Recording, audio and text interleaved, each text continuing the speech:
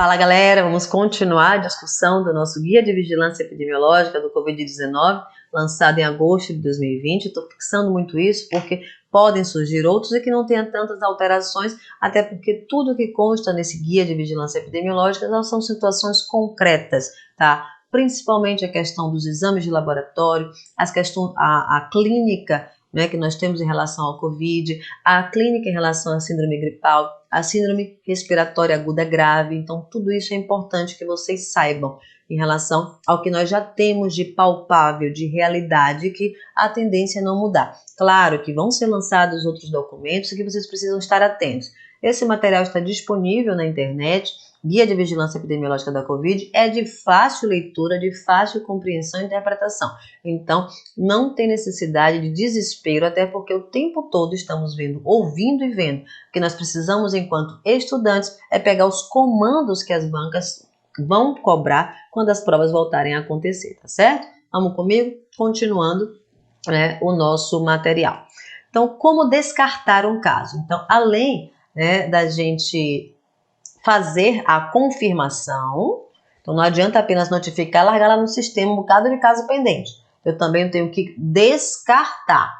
O descarte de um caso é tão importante quanto a confirmação, porque à medida em que eu descarto os casos, eu estou percebendo que o meu sistema está sensível, ou seja, os profissionais eles estão notificando e ao mesmo tempo eles estão fazendo o quê? Eles estão descartando. Isso significa monitorando os casos, né, para que nós tenhamos uma resposta precisa do sistema, uma realidade. Então não adianta ter milhões de casos lá notificados se 10% já foram descartados. Então por isso a importância do profissional saber também, né, os critérios para descartar caso de síndrome gripal descartado para COVID. Então, isso é tão importante quanto a gente saber dos casos que foram confirmados. Então, agora vamos ver quais os critérios, né, para descartar uma síndrome gripal para COVID.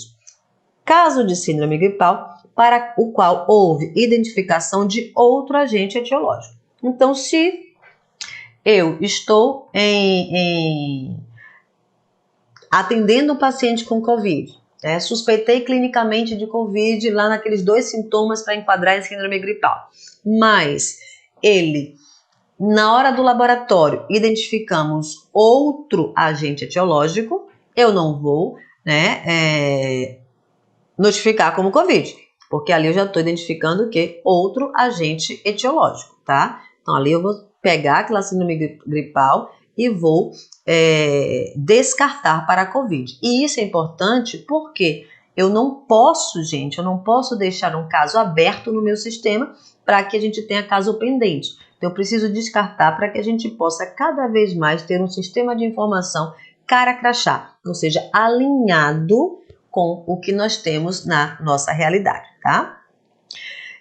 Confirmado por método laboratorial específico, excluindo-se, obviamente, a possibilidade de uma co-infecção. Então, se eu não identifiquei o SARS-CoV-2, identifiquei outro agente etiológico, mas eu também tenho que imaginar e saber que o vírus é novo, que eu posso ter uma infecção por um vírus, vamos dizer H1N1, e posso ter o Covid, tá? Então, desde que eu também descarte a possibilidade de uma co-infecção. Ou a confirmação por causa não infecciosa. Então, o paciente tem aqueles sintomas, pelo menos 2 sintomas de síndrome gripal, e que a gente não tenha a confirmação infecciosa. É um paciente que tem alguma patologia de base crônica, tá? Ou alguma situação mais em relação à clínica médica e não em relação à infecção por Covid, tá bom? Atestado, observem aqui, pelo médico responsável. Então, quem descarta ou confirma o caso é o profissional médico, tá certo? Então, é muito claro no sistema de informação e o passo a passo do processo do trabalho é que o profissional da enfermagem está ali fazendo a pergunta, a investigação, o técnico de enfermagem aferindo os sinais vitais, né? E o médico fazendo o exame físico e ele que vai determinar se vai para quarentena, se vai precisar de exame de laboratório e ele que vai conduzir a confirmação ou descarte do caso. Claro, todo profissional pode notificar, mas descartar o caso é o profissional médico que deve conduzir.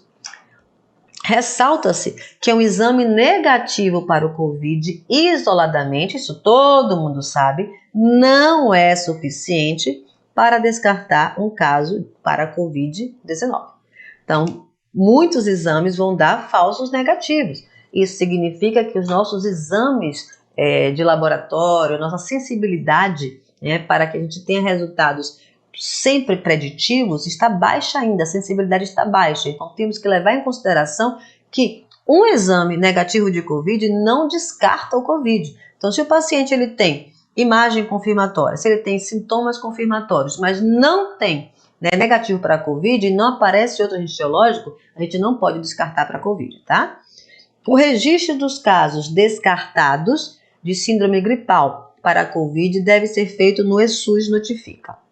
O sistema ESUS, ele é um sistema amplo, onde nós utilizamos em todos os espaços e nós temos uma notificação específica para os casos descartados de síndrome gripal para a Covid, porque é o mesmo sistema que a gente notifica.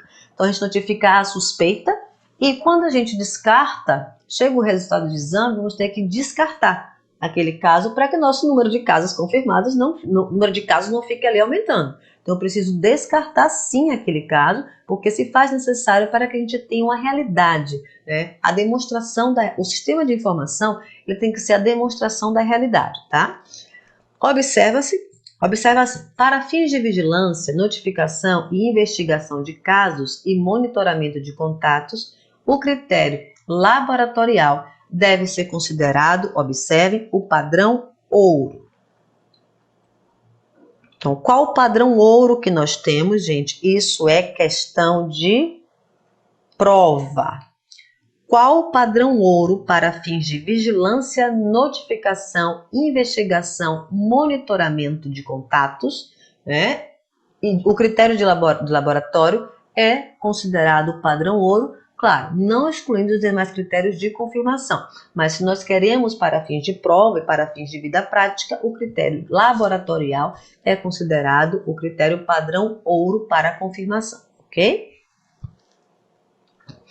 Notificação e registro. O que notificar? Então, aqui eu também acredito que as questões de prova venham por aqui, porque notificação é um tema transversal, é um tema que é cobrado em qualquer doença infecciosa ou então agravo.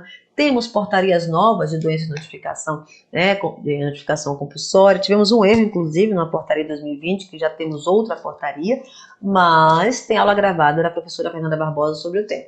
Então, o que nós devemos notificar em relação à Covid? Casos de síndrome gripal, de síndrome respiratória aguda grave hospitalizado e óbito por síndrome respiratória aguda grave, independentemente da hospitalização, queira tendo a definição de caso. E o caso, a definição de caso foi o que a Prof falou. É o caso confirmado de síndrome gripal, o caso confirmado de síndrome respiratória aguda grave e o caso confirmado por critério clínico ou por critério clínico epidemiológico ou por critério por imagem ou por critério laboratorial, que são essas definições de caso que a Prof fez tanta questão de falar. Isso é importante para fins de notificação. Precisamos saber a definição de caso justamente para que a gente possa notificar e confirmar ou descartar esses casos, tá? Isso em qualquer doença, não só no Covid.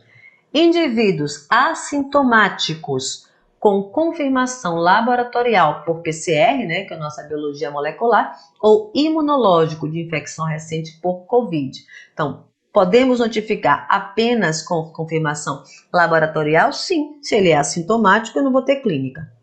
Então, eu posso ter um PCR, posso ter uma sorologia, eu posso notificar esse caso. Quem deve notificar? E aqui vem o que todo mundo já sabe. Deixa eu passar essa animação. Quem deve notificar que todo mundo sabe? É questão de prova? Sim. Sempre se pergunta quem pode notificar. Aí vem aquelas afirmativas absurdas das bancas e todo mundo sabe quem pode notificar. Quem deve, na verdade, é uma obrigação, Inclusive passível, que é um crime de contra a saúde pública. profissionais e instituições de saúde do setor público ou privado. Então, todo profissional e instituição do setor público ou privado deve notificar, tem a obrigação de notificar em todo o território nacional, segundo a normatização vigente, certo? E também todos os laboratórios da rede pública, privada, universitários e qualquer outro em território nacional devem notificar os resultados de testes diagnóstico para a detecção do Covid, de acordo com a portaria 1792 de 2020. Então, qualquer laboratório, tanto público ou privado, seja universitário ou qualquer outro que atue em território nacional, também deve notificar os casos confirmados em laboratório por Covid. Então, olha a rede que é, né? Essa grande rede de atenção, rede de cuidado para que a gente monitore cada vez mais precisamente os casos de Covid e observe como o vírus está circulando no país. Quando notificar? Devem ser notificados dentro do prazo de 24 horas. É o que chamamos de notificação imediata. Observem, por favor, questão de prova bem potente da suspeita inicial do caso ou do óbito. Então, a gente notifica imediatamente a partir da suspeita inicial. Eu não preciso ter confirmação ainda para notificar. Eu vou notificar a suspeita inicial a partir do caso ou óbito, de qualquer tipo de caso, clínico, epidemiológico, mas eu preciso notificar a minha suspeita. E a partir daí, eu vou continuar a investigação para confirmar a minha suspeita ou descartar a minha suspeita. A notificação dos laboratórios deve ser realizada no prazo de até 24 horas, contado da data do resultado do teste, certo? Então, no laboratório tem uma situação diferente, porque vai depender do resultado do exame. No caso do profissional, dos estabelecimentos, no caso, a partir do atendimento do paciente, né? No caso do laboratório, essas 24 horas serão contadas a partir do resultado do teste, mediante registro e transmissão na Rede Nacional de Dados em Saúde, definidas em portaria 1792 de 2020. Onde notificar? As unidades públicas e privadas da atenção primária, consultórios, clínicas, centros de atendimento, pronto atendimento, serviços especializados em engenharia de segurança e medicina do trabalho, casos de síndrome gripal devem ser notificados por meio do sistema ESUS Notifica. Aqui tem o link, se vocês quiserem ter a curiosidade de ver, mas a gente faz um cadastro, né, que pode ser vinculado ao estabelecimento ou vinculado ao CPF. O meu mesmo é vinculado ao meu CPF, eu faço login, senha, e pacientes que há suspeita, eu notifico e depois, com o monitoramento, né, a confirmação dos casos, junto com o profissional médico, ele que pode dar a confirmação, a gente faz lá e confirma ou descarta esse caso, que não podemos deixar o caso solto e perdido no sistema de informação, senão vira um dado que não é tão útil para a gente, ok? Vamos que vamos em frente que atrás vem gente. Unidades de vigilância sentinela de síndrome gripal podem notificar, lembrem dessas unidades, são aquelas que foram criadas, né, com o intuito em 2000, né, para estar acompanhando as síndromes gripais. Devem seguir fluxos já estabelecidos, a vigilância da influenza e outros vírus respiratórios, devendo ser notificada no Sistema de Informação da Vigilância Epidemiológica da Gripe, tá, que é o CIVEP-Gripe. Todos os hospitais públicos ou privados, cuidado para não cair nessa pegadinha de prova que só o privado deve notificar, todos os hospitais públicos ou privados, casos de síndrome respiratória aguda grave hospitalizados devem ser notificados no Sistema de Informação de Vigilância Epidemiológica da Gripe, que é o CIVEP, então, que é diferente do sistema da Covid, que é na base do ESUS, tá? Quando for a óbito, olha aí a interrogação. Quando for a óbito, o que é que a gente faz quando for a óbito?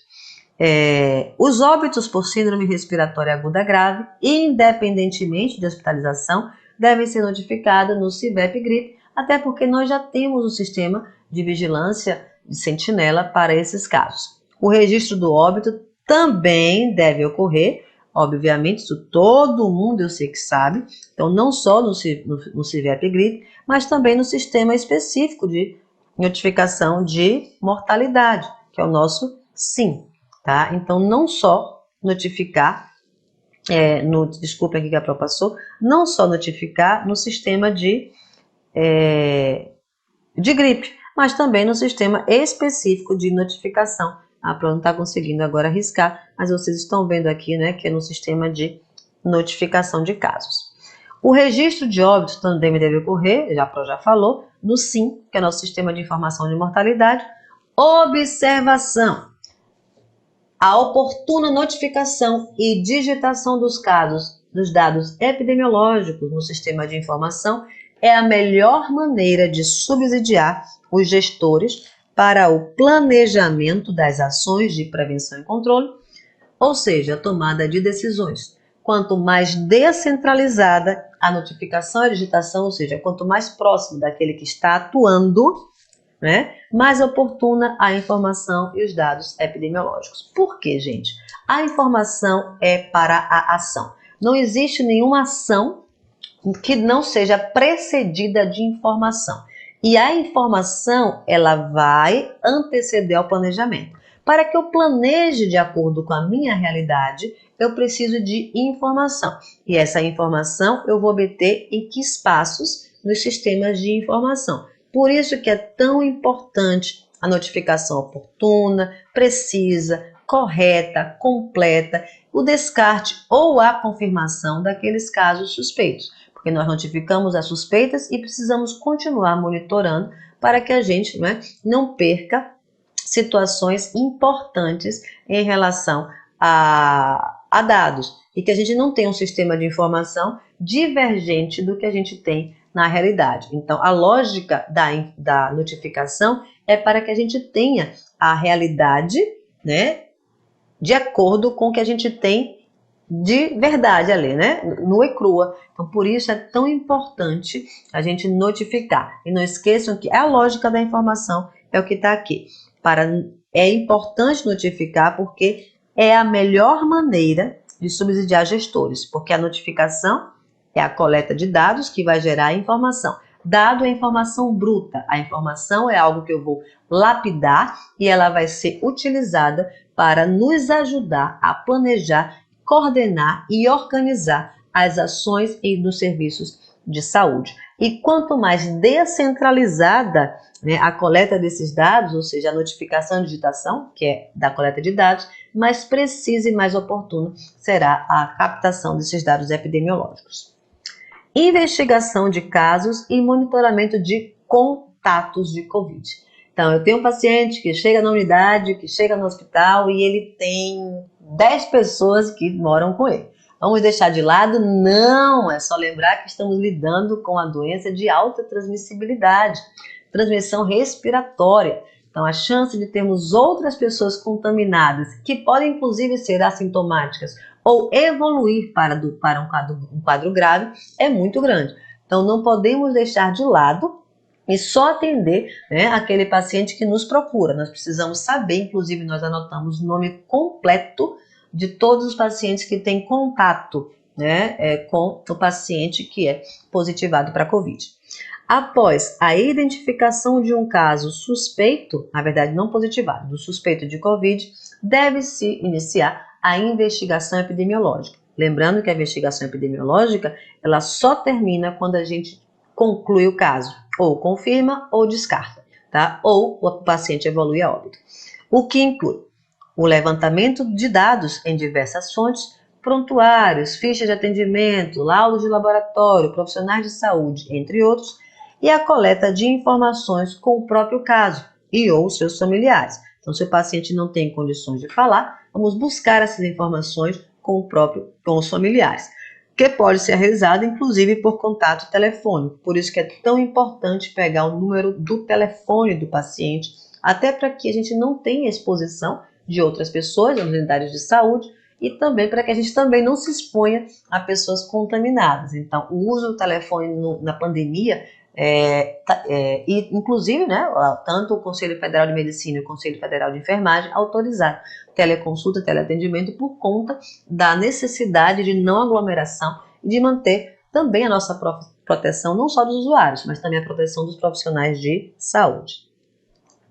É recomendada que a investigação de casos ocorra utilizando as fichas de notificação e investigação disponíveis. Então, a Pro falou, são fichas específicas, não tem tendência em cair em prova essas fichas específicas, porque elas são da vida prática, tá? Mas aqui é o site onde vocês encontram. Para ter login, a gente tem que estar atuando em unidade de saúde, então você não vai conseguir, se você não atua, você não vai conseguir fazer o seu cadastro.